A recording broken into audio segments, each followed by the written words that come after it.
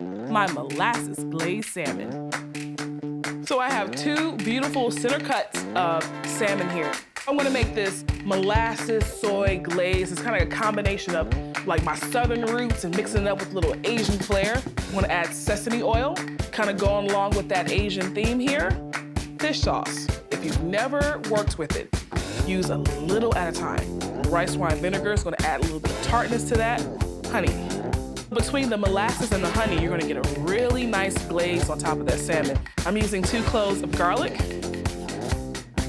but I'm also gonna add ginger. I'm peeling the skin with a spoon.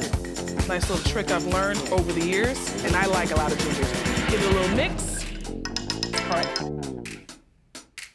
And I'm only cooking it till it comes to a slight boil. Then I'm gonna leave it on low until it's time to glaze the salmon. Got my salmon here. Let me give it a little salt on top. And I'm using salmon that has the skin on. Add my sesame oil. It's gonna give you a really, really nice nutty flavor. Make sure that gets nice and hot.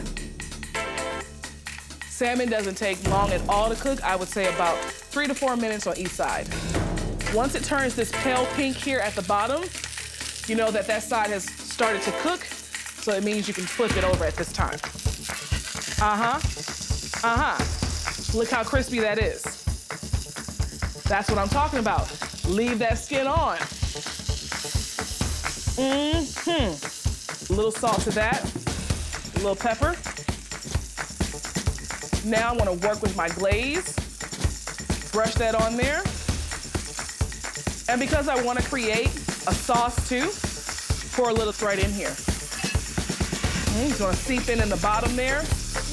What I like to do at this point, because it doesn't take long at all on this side to sear, I flip it back over and let it continue to cook from the skin side. I can tell if the salmon is cooked by pressing onto it. The firmer it is, the more that you know that it's cooked in the inside, and my salmon is done.